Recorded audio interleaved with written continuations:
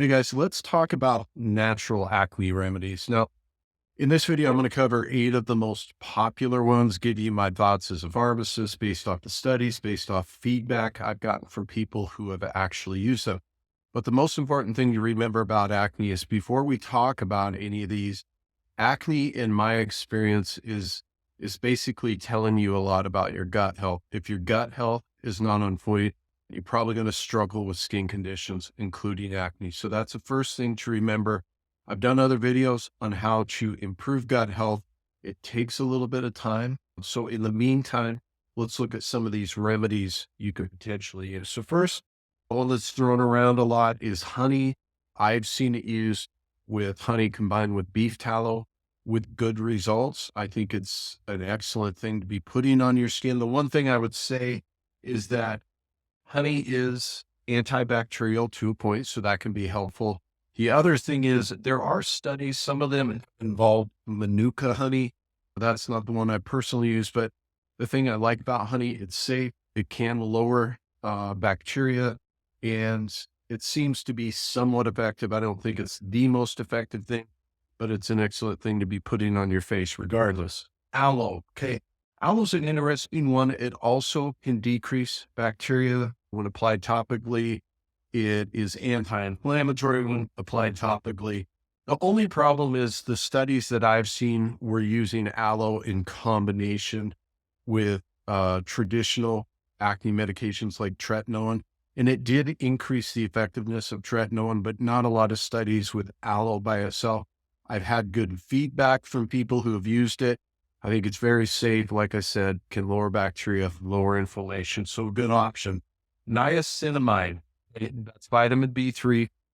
We're not talking oral capsules here to treat the acne. We're talking a 4 to 5% topically applied gel done twice a day has shown promising results. But again, we're looking at things like vitamins, which we should be getting in our diet, a byproduct of that gut health thing that I was talking before. But niacinamide applied topically on the skin, yes, a good option. Tea tree oil. Okay. This is one that's very interesting, very popular. Again, tea tree oil is designed to be then a 5% gel, and it was applied for 20 minutes. Okay. So tea tree oil, 5% gel applied for 20 minutes, twice a day. They did that for 6 to 8 weeks. You definitely want to do it in this diluted gel form. Tea tree oil, if it's too concentrated, can really affect some people's skin, can be very irritating. But in this case, it actually showed to be just as good as benzoyl peroxide. So yeah, it's a really good option. Just make sure it's diluted 4 to 5%. Another one is zinc. Some people have taken zinc orally. Okay.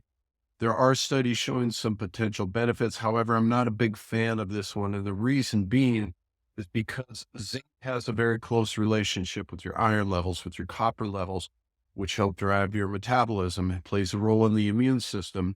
So I'm not a fan of supplementing orally with zinc for that reason. And the mixed results that they got in studies just aren't worth it to me. So zinc is one I would not be a fan of using for acne. Okay. Pyruvate. Pyruvate is a fancy way of saying when you break glucose down, one of the things you can break it down to is pyruvate. It's actually not the direction we want to go, but different topic for a different time. But that's where we're getting pyruvate. They can put a 50% solution or a skin peel, and they can do that every 2 weeks. It was promising results, but pyruvate is not one of my preferred ones. I'm not a people who tend to use skin peels can kind of get some, I don't want to see side effects down the road, but irritation, those sorts of things. So yes, there's some evidence for it. It would not be my first choice. Glycolic acid is another one. You're going to find glycolic acid. You can see it in citrus fruits, those sorts of things. They used a 10% emulsion. They did it for 45 days and saw good results. Those results did tend to kind of drop off after 45 days. And when they followed it out to 90 days, there was no difference between the placebo group. So in the short term, it can help. It has also shown promise for acne scarring. So not just plain acne, but acne scarring. And the last one I want to talk about is black seed oil. Black seed's more of a flowering plant. What they did, they put 0.1% black seed in what they call a hydrogel. Okay. But they did it twice a day for 60 days. This showed a tremendous improvement versus placebo. A 70% improvement versus a 3% improvement for placebo. So I think that's a good option. I think it's safe. I think it's effective. So I think it's definitely a good option. Let me know in the comments, guys, other acne, solutions that you've come across that I didn't hit here, other topics you'd like me to cover. And also make sure, guys, if you're looking for other ways to look and feel better naturally, I have a checklist for free at my website. The link is in the description. I can almost guarantee you there's some things in there you have not heard of that I've seen benefit clients and so forth that have benefited me, regardless of your age. So make sure to go check that out. See you in the next one.